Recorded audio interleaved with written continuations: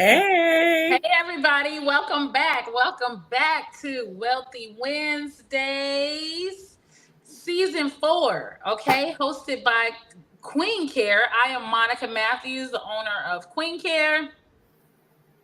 hi everybody. I am Tajiana Ellis, and I'm the Chief Program Officer of Life Enrichment Group. Yes, and we're so glad you're here with us today. Queen Care, our tagline is to indulge, engage, and uplift, meaning we want people to indulge in self care practices that really support optimal health. We want people to engage with each other, to build a stronger community, a stronger society, and uplift those who are most vulnerable amongst us. That's what Queen Care is all about. But so you may ask, okay, I know what Queen Care is all about. What is Wealthy Wednesday all about? And listen, I'm glad you asked. Wealthy Wednesday is an online health initiative really focusing on learning and relearning how to properly care for ourselves. And we really envision this time together to consist of really just sharing information that's going to feed our mind, body, and soul. Okay, holistic. And so we're taking this time to invest in ourselves. We're so glad that you're here, taking a moment out the week to just say yes to ourselves. Okay, let's just practice saying yes to self. That's what Queen Care is all about. That's what it's all about. And I'm so glad that you all said yes to tuning in tonight, whether you are live or you'll watch the replay. There are so many ways to stay connected with us. This show is one of them. But other ways you can stay connected with us is to make sure you like, comment, and share this video. That's right, this video. Follow us on Instagram, like us on Facebook, subscribe to our YouTube channel, and of course, you have to visit queencareproducts.com. So if you miss the last few weeks, the good news is there's ways for you to catch up. Like I mentioned, all of those ways you can catch up on our episodes that you have missed on our social media pages. We have been joined by our resident therapist, Dr. Jen. We have been processing the pandemic realities in an effort to really release and reestablish post-pandemic care. Like, what does that look like after the after the pandemic, the rituals for ourselves. And so we are doing this so that we can simply perform at our highest level. A little disclaimer, these topics that we've been discussing the last few weeks have been personal and sensitive and also can be triggering. And we recognize that. So we want to please advise you to take care and take notice of your mental and emotional state and govern yourself accordingly. We have been very intentional on wanting to discuss these topics because having a healthy mind is the backbone of having a wealthy life, period. So for those of you who have missed our episode on our last time that we were here, it was on relationships, and man, oh man, was that not a good episode. We were joined, of course, with our resident therapist of the season, Dr. Jen, and we also had Ashley McGirt Adair give us a wealth of care points for us to implement when it comes to healthy relationships. That was a really good episode. That was such a good episode. Let me tell you, all of season 4 episodes have been really good. And I'm really glad that we chose to focus on really unpacking the pandemic and just like healing from it so we can move on. I don't know about you, but like I've been getting many therapy sessions each Wealthy Wednesday and just Absolutely. like, normalizing this thing called mental wellness and mental health, right? So but today we are having a dialogue and we're talking about good and bad habits and really how it affects our mental health. And so I want to throw yet another disclaimer out there, that we're aware that like what Taji or I might consider to be bad habits, it's objective, right? And so you might not see it that way, right? And that's okay. So we want to welcome dialogue about like what you think are bad habits. We're going to share dialogue about what we think are bad habits, and we'll just go from there. We'll just help each other, if that's okay. And good and bad habits, like especially bad habits, right? It's a heavy topic. And when it's even more heavy when we don't have the tools to really process through it. And so I'm so glad that we have our resident therapist with us, top notch. Okay. And but first, hold on. But first, But first, You already know, you guys, that we have our question of the day. Today is no different. So, today's question of the day is, what are some bad habits that can negatively affect your mental health? There are some bad habits, I'm going to say it again, that can negatively affect your mental health. Monica, did you want to share anything? What bad habits? And it's a, you know, you don't have to. It's just I'm gonna share a bunch of bad habits, absolutely. And you know what? The thing about it is just trying to make light of this because it really is heavy topics. Like this is real life that we're dealing with. I know I have some bad habits, bad habits that in real life like affect my mental health in a negative way, right? So I'm just gonna throw a bad habit out there right now: procrastination. Let's just throw it out there. Just throw it out there. And I don't know what it is. You know, that whole thing about, well, I work better. Like, up Pressure. until the moment, I used to say that too until I really was like, you know what, girl, no. Like, knock it off. This is stressful, so I that's what I would say. What about you? You got any bad habits before we dig in? Yikes. I mean, I know we're going to dig in, but I definitely would have to say, that late snacking, that emotional eating, it comes in the way. It gets in the way sometimes, a lot of the times. But we're working through it. We're working through it because I think the biggest thing, which I'm so excited to talk about with Dr. Jen today, is just like, being able to identify like those triggers, that could lead to emotional eating. So yes, that's what I've been working on when it comes to that.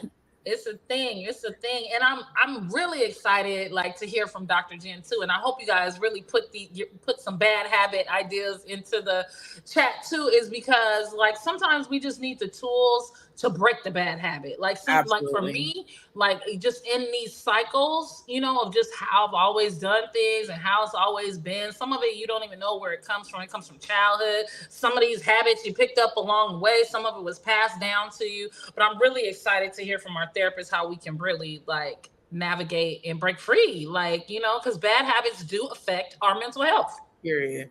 And it's facts. And that's why I'm glad we're talking about it. So without further ado, we are so excited to bring back our licensed psychologist that has been joining us all season long as we unpack this pandemic, y'all.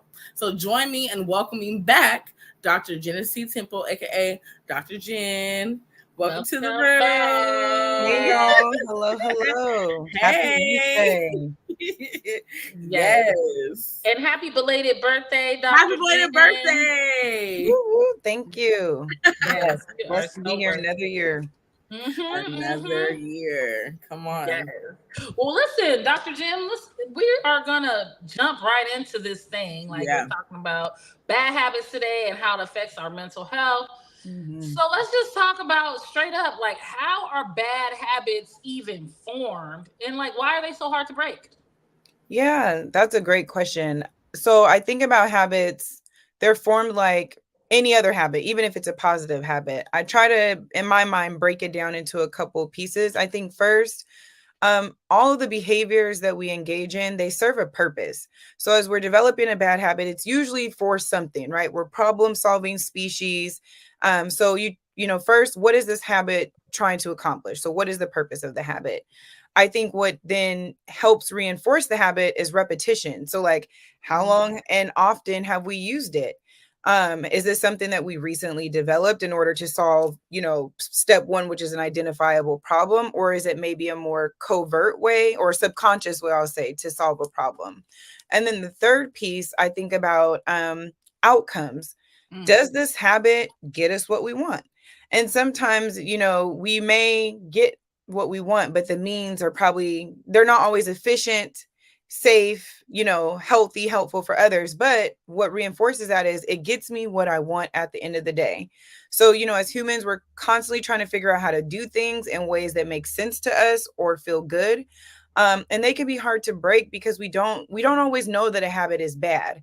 Or, beyond bad, I like to say like counterproductive. So like I was saying, purpose, repetition, outcomes. That's good. That's real good because like like it really requires you to check in with yourself. And I feel like that's been a theme this season through all the topics. What we've been talking about as far as this mental health thing is checking in with ourselves. How does it feel? Like, yeah, it might get you to the expected end, but did you beat yourself up the whole long? Like, did you harm yourself the whole way to get there? Like, is there another way I can do this? And I feel like for me in particular, moving so fast, right?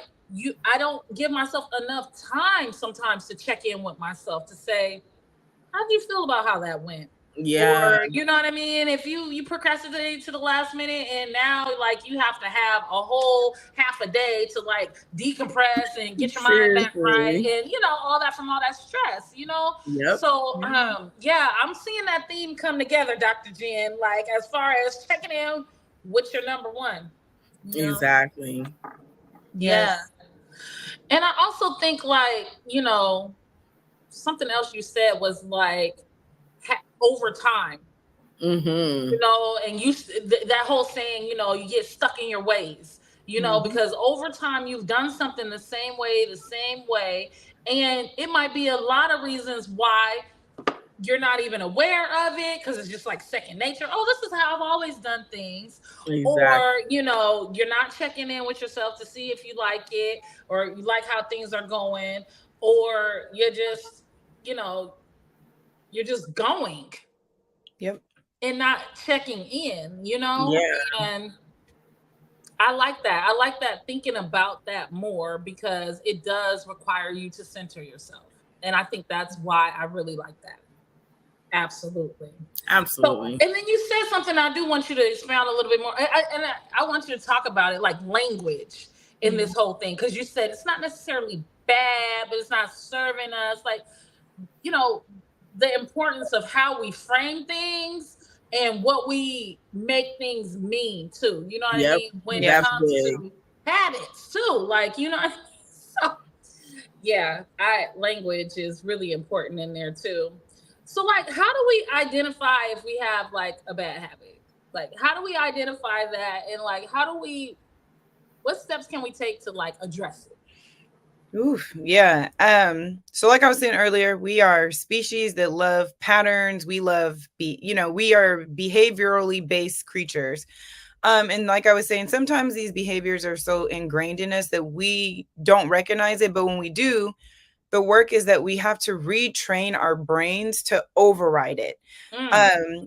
Think about your morning routines. How many of us have a routine? Even if we don't hit all the dots every day, wake up, wash your face, brush your teeth, put on clothes, right? Like if someone was going to tell you to wake up, don't brush your teeth, don't put on your clothes and head out the door, you're going to be like, wait, this doesn't fit in what I do. So if we're trying to, change a counterproductive or unhelpful habit, the first thing we need is awareness, because like I said, sometimes we don't know because it's been serving a purpose and maybe it's worked. But we need to be aware of it. So we need to become aware that the particular habit has a negative consequence, either a negative consequence for us or others or in a situation. So once we're aware, we need to decide if the pattern is worth changing. Now, I know some people are like, wait, well, if you think it's a, bad habit, why won't you change it? Well, sometimes it may not be beneficial for others, but it works for you. And you kind of have to get to a point to decide, like, do I have the capacity, the resources, the energy, depending on what the habit? I always think about, I don't know if y'all watch Shark Tank, but Kevin, Mr. Wonderful, he is notorious on the show for being the rude guy. He just says real cutthroat stuff to people. And for so many seasons, that's how he operated because it gets the show ratings. It's a terrible habit to talk to people. He calls people roaches and some other stuff. It's madness. But for so many seasons, and then one random season, a couple years ago, he started naming kind of out loud that he was talking to his therapist about his behavior, because it took, almost a lifetime for him to figure out, like, me being, crass and rude is actually probably more harmful to other people. And although it might get the show ratings and, I got this reputation as the tough shark, I don't want that anymore. So you just get to a point where you decide the value of changing it. And then you use that for motivation, and without a purpose, like why does it matter to change, you're not going to be motivated, or it's not going to be sustainable. So when I say motivation, specifically, what are the potential benefits of shifting the habit? Sometimes we get stuck in the, oh, well, changing it will mean all these inconvenience, blah, blah, blah. But what could come out of it that could be positive? Oh, I can still be a tough businessman, but I don't have to degrade people, and I can still get my point across. So then that's how you start to move. Then you need to consider, once you've got through those first steps, consider the alternate behaviors that can still help you meet the need. Because at the end, habits are meeting needs. There's a need. It's serving a purpose. So what are alternative things you can do that will still help you get the need, reduce harm, stress, etc.? And then the last part of it is practice. Practice the new habit. It doesn't come quick. So one of the things I'm personally working on as a habit is complaining. I came to my attention, and then it was recently brought to my attention, but by an external person, like, you are complaining a lot, and that's not your best self. And I was like, but I sat and thought about it, and I'm like, yeah. So how do I practice that? Mindful awareness each day. So even today, I was like, okay, there's been some things that are not great happening this morning, but I won't complain. Instead, I will look for the lesson, the silver lining, and maybe vent, but not get into like lingering and dwelling. So with that, you practice daily, and you remember it takes time. And sometimes you have to go back to the drawing board and potentially brainstorm new ways of shifting. You might say, I'll do a gratitude journal, and then the gratitude journal isn't really working for you. That's not really helping click.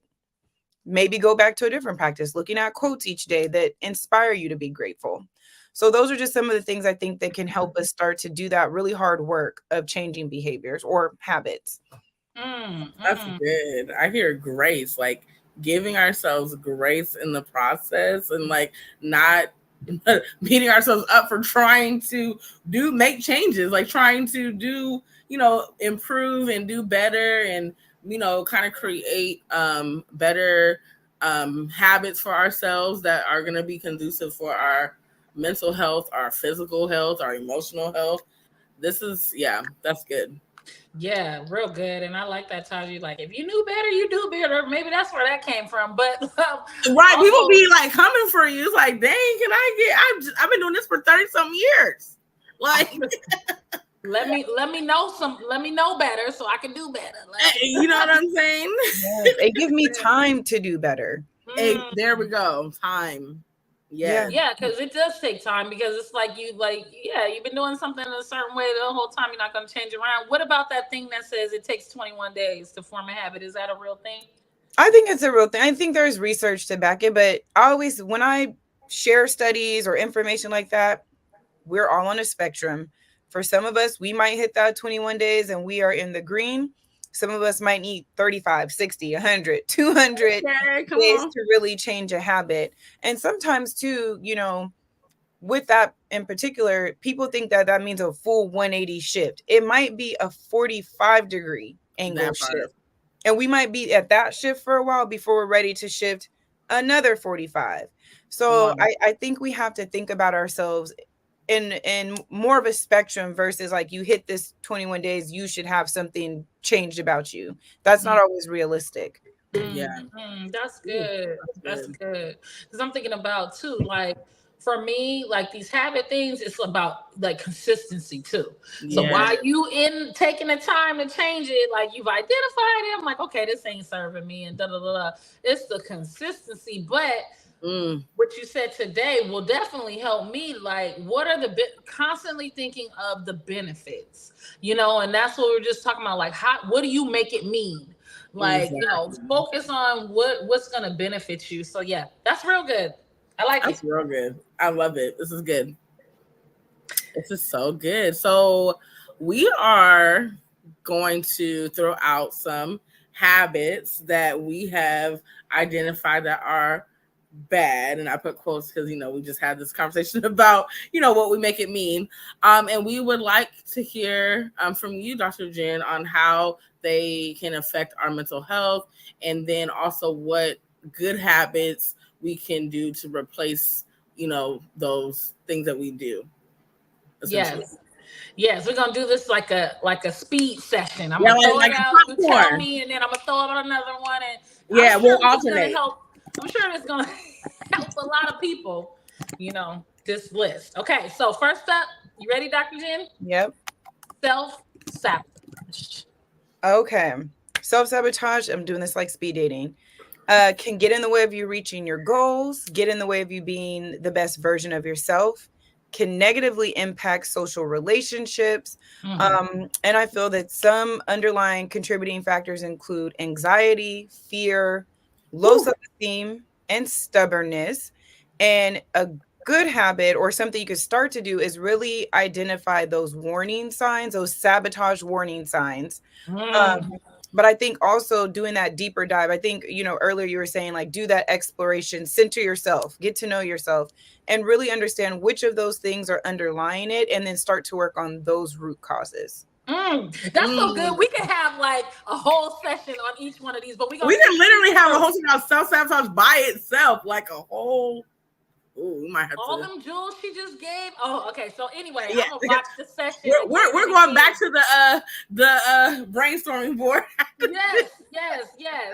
Okay, up next, procrastination. Oh, okay. So I mean, it's same thing, right? Like mental health impact. Okay, definitely can create more hardships for you, and stress. You could miss opportunities, and oftentimes I've worked with people who feel like a failure. Are some of like, and this is not exhaustive for any of these answers, but these are top of mind things. I think good habits include like schedule management and planning. Some of us just don't know how to manage schedules, and that's okay. There's no shame to be had because that's not always explicitly taught. Goals setting. So learn how to make goals or break down tasks into smaller pieces. Sometimes people have these 30-line long things. What do you have the capacity to do today so you can do that and not put it off? So I would say that for procrastination. That's good. Okay. Emotional eating. Okay. So for thinking about that, I mean, it creates this unhealthy relationship with food. There's all kind of health impacts if we are doing it excessively over a long period of time. I usually say, I think mentally it can be often it's an avoidance of underlying issues. I know big emotions like grief, sadness, depression often feed into this type of behavior, and it can definitely manifest in us feeling low confidence and esteem and things like that. So I think good habits would be acknowledging our emotions. We talked about this before in our previous things, like emotions are not our enemies. It is information. It is letting you know what's going on.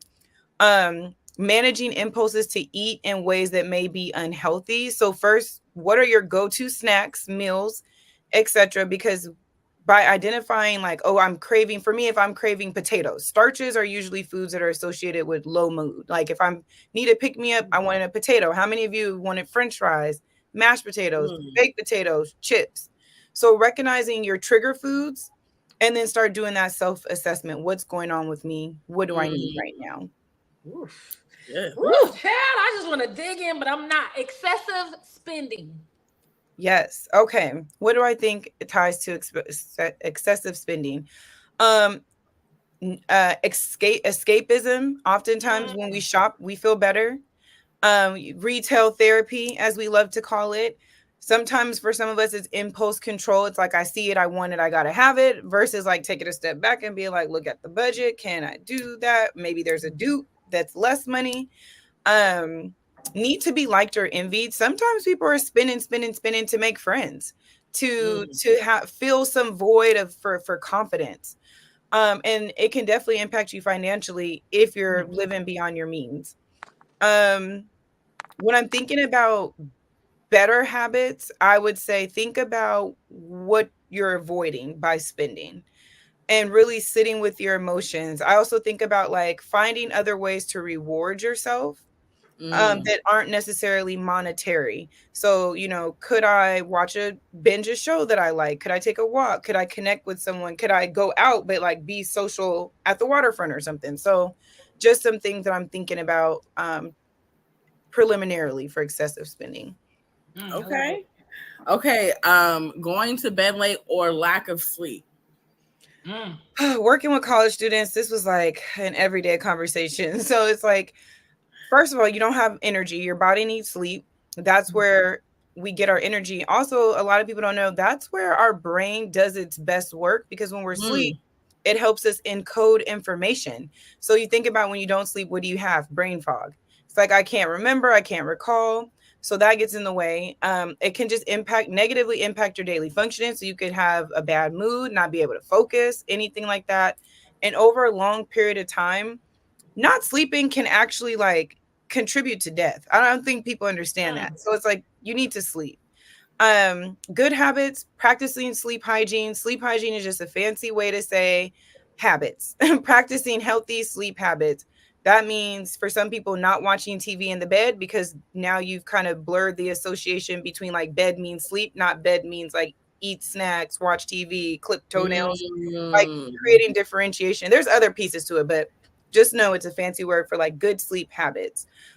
Setting bedtime reminders for some of us who might get sucked into the internet world verse. Make an alarm so you go to bed, or start to wind down. My phone and my watch, my iPhone will tell me, hey, bedtime's at 10:30, and it starts winding me down at 9:45. And make sure that you're trying to set aside at least 6 to 8 hours for sleep. Everybody's body's different, but on average, that seems to be like a healthy window of time for sleep. That's good. Ooh. Too much screen time. So many things, so many words I could say about this, but I will say you can miss out on real life. You know, your head's in the screen, or you're out with your friends on the screen, or you're at the party on the screen. You're just missing out on like the real experiences around you. That type of distraction can also lead to some of the other habits we talked about, which was like sleep, spending money, procrastination. I know Instagram Marketplace at one point had me in a chokehold, because they're showing you ads for things, and they're like, just click here to like buy these earrings, click here to buy these shoes. So it can lead to a lot of things. Strain on the eyes, social comparisons. That's a big thing we're dealing with. Everybody wants to look like carbon copies of each other. And it can actually cause heightened anxiety and distress, especially depending on the content that you're viewing. If you're viewing a lot of distressing news or images, etc., harmful rhetoric, all that stuff can really create a lot of negative feelings.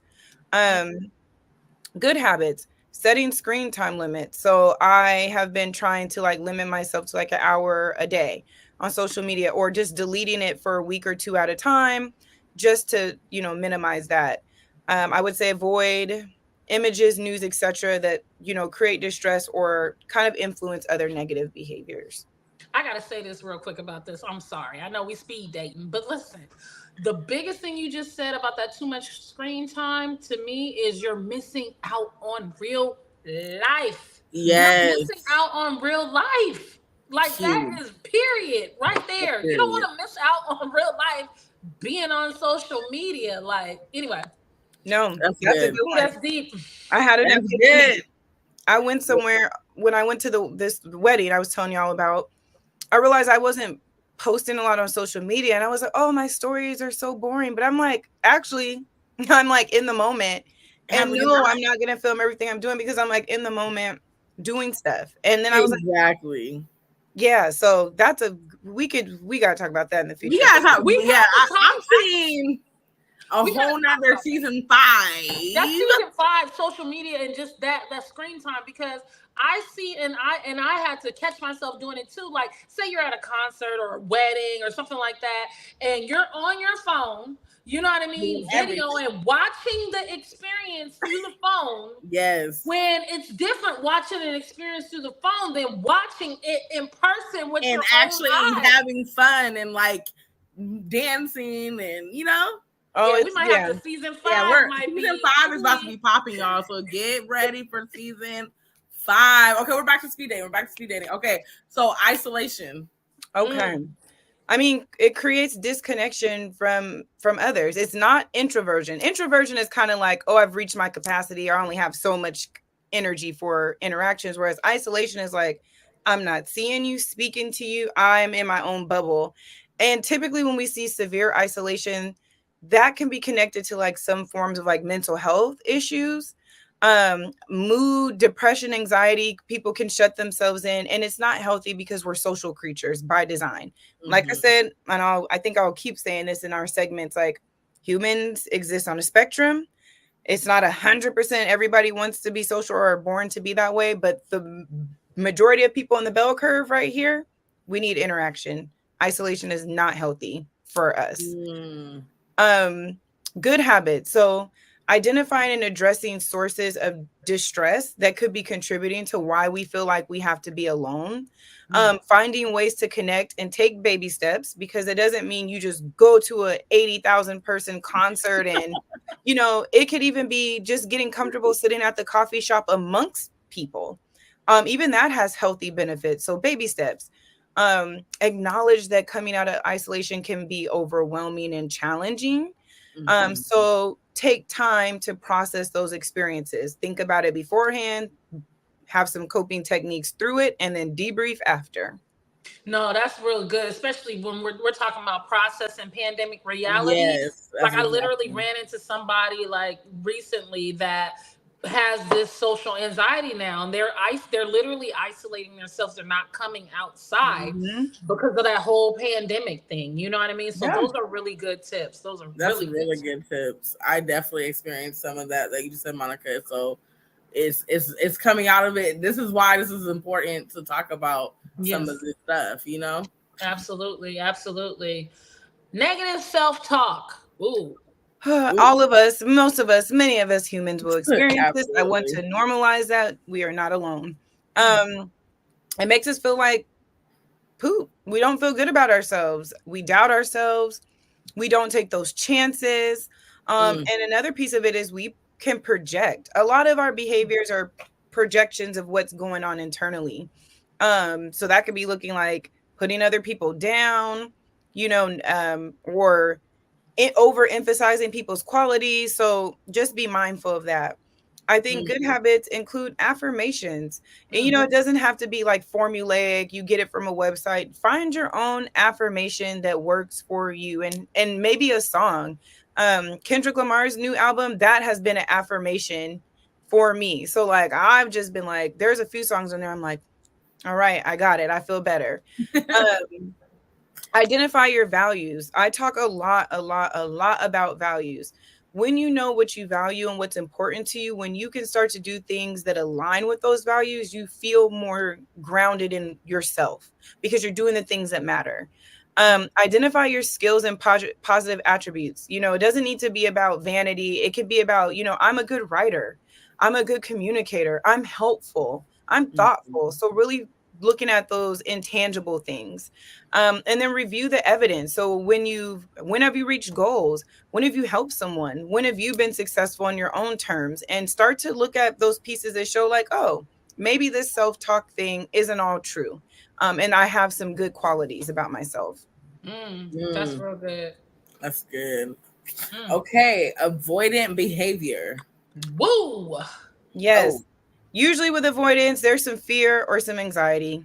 See, combination A or B, maybe some other stuff. But when you're avoidant, you're missing out on opportunities, experiences, relationships. And I don't mean just romantic. I mean your friends, your family, coworkers, whatever. Good habits for that, I would say, once again, tapping into those feelings. Why am I wanting to avoid? Usually we're thinking about some consequence, some loss, something that negative is going to happen. So I need to avoid it. Reality testing some of your beliefs is helpful. So if we're fearful or anxious, test out that theory. If I have a problem with someone and I need to like have a difficult conversation, am I, you know, and it happens and we're fine, everybody lives. It's like, oh, okay, well, I don't have to avoid confrontation. I can have those conversations with people. I would say expose yourself to experiences, right? So if you're avoiding certain things, exposure therapy is so helpful. And that could be like professionally or not, just ways to get you to do the thing that you're really scared to do. And sometimes it's not even that scary, really. It's just all the lies and things trumped up in your head. Exactly. You've been avoiding the whole time, and it's really not even that bad. Usually that's how it works. Yeah. Listen, we got one more, but I'm gonna tell y'all right now, I'm going back and watching this episode. All of them I do watch again, but this one in particular, I'm gonna have to study. So thank you, Dr. Jen. Listen, the last one, last but not least, people pleasing. Yet another one. No judgment. I think one, it goes back to us being social creatures. I was just, sharing earlier today that people want to be seen and understood. People pleasing, I think, is at the heart of that, right? So we're often engaging in behaviors, though, when we suffer from people pleasing, that can be emotionally draining. It can leave you feeling inadequate or not good enough because you're trying to get others to fulfill your own need. It's like, if they love me, then I'm lovable. If they like me, then I'm likable. And that is a lot of personal investment of your own self in someone else's eyes.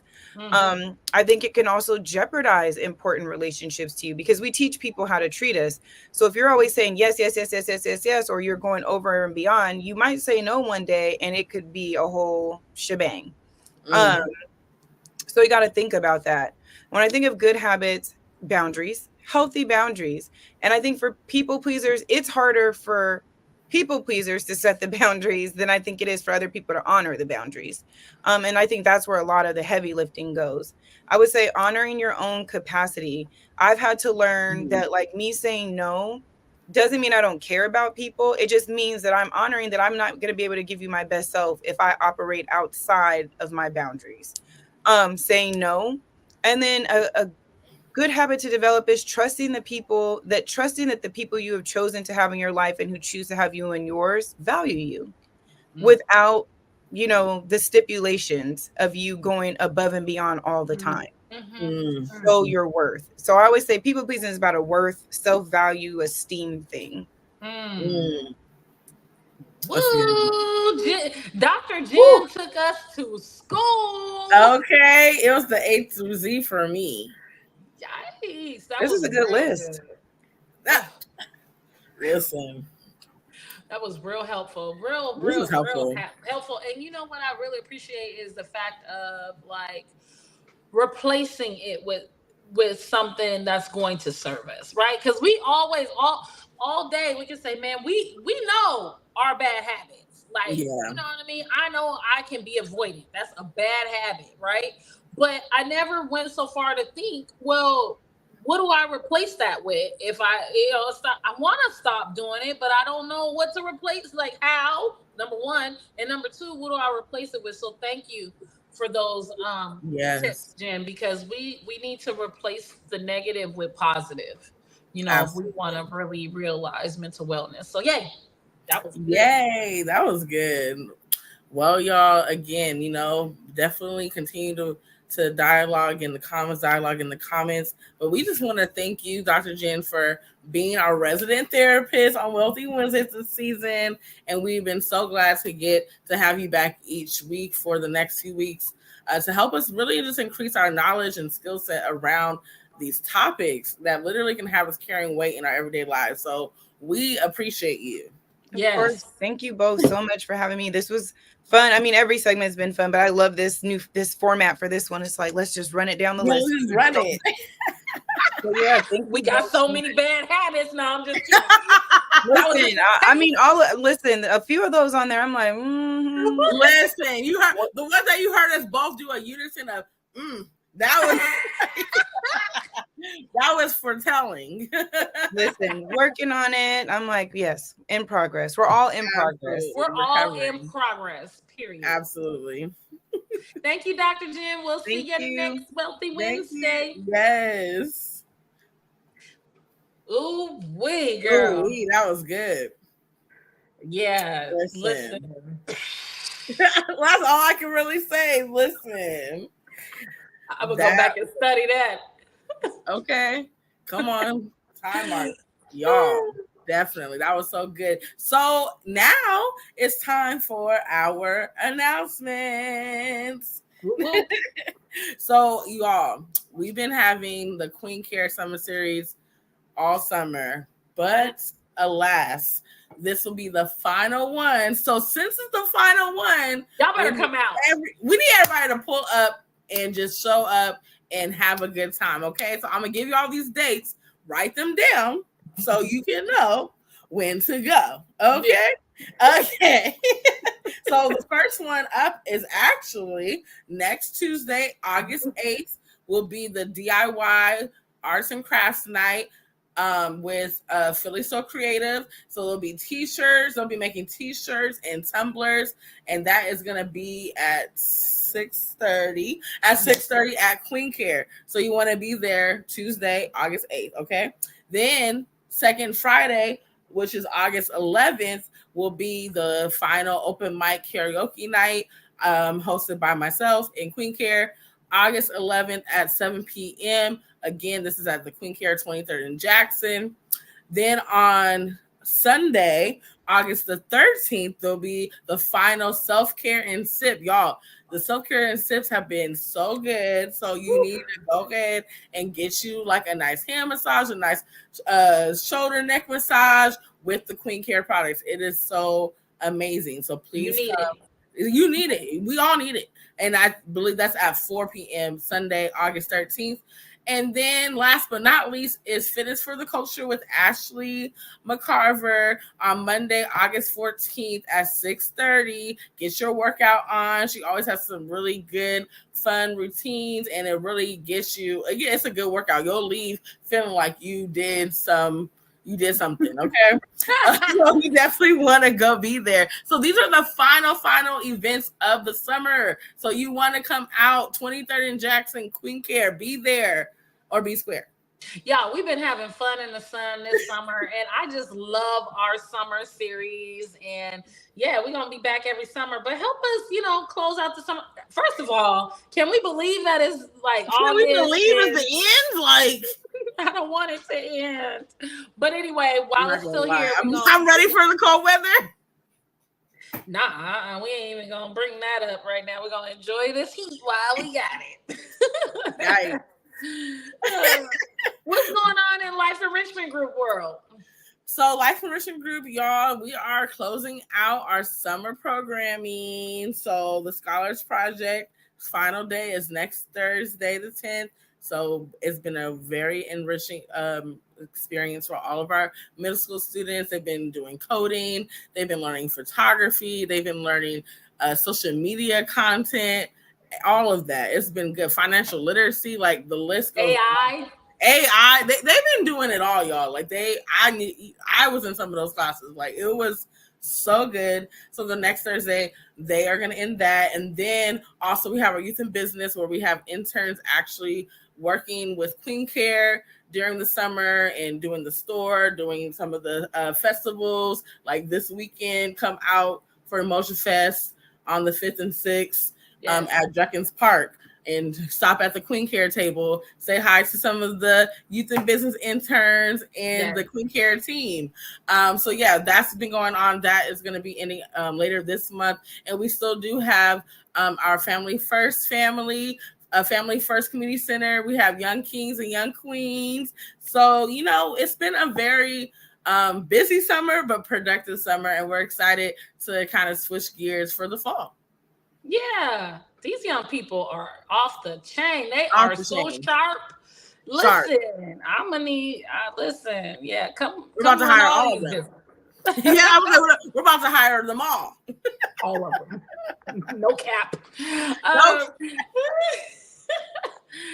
Well, yeah, we got it going on. Thank you, Taji, for all of those Queen Care and Life Enrichment Group announcements. And I just think for final words today, I just want to share that literally, we all go through things. Like literally, I've been going through something very heavy lately. And I just want to share this to really help people and we talked about it earlier, is just like frame these experiences and think about what you're making it mean. Yes. That can really determine your success in getting through the situation to the other side or not. Absolutely. Things are going to happen in life. everything is not always going to be perfect in life, right? There's going to be stumbling blocks, things that come and shake you all up and shake you to your core, okay? Yep. But what are you making it mean? Are you making it mean you're a failure? Or are you making it mean you just need to learn a little bit more? You know, are you making it mean you're not worth it, so this happened? Or you're making it mean I just need, you know, more information, or, you know, I need to go back to the drawing board on something. I need to reorganize. I need to plan. You know, I need to put some things in place for my self-love and self-care.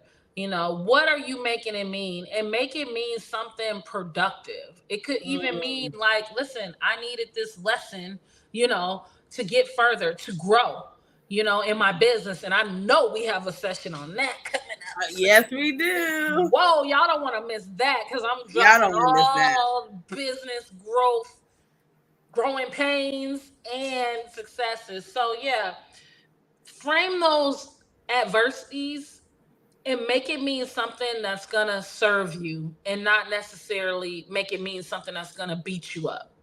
Okay, Yeah, those are my final words. And yeah, you all, thank you so much for tuning in to Wealthy Wednesday. And we're in this together, period, point blank. And until next time, we'll see you. Hopefully, we'll see you at Queen Care this next coming week of Hopefully. activities. And if not, we'll see you back here, Wealthy Wednesday, every other Wednesday. All right. So peace and love, y'all, and be well. Bye.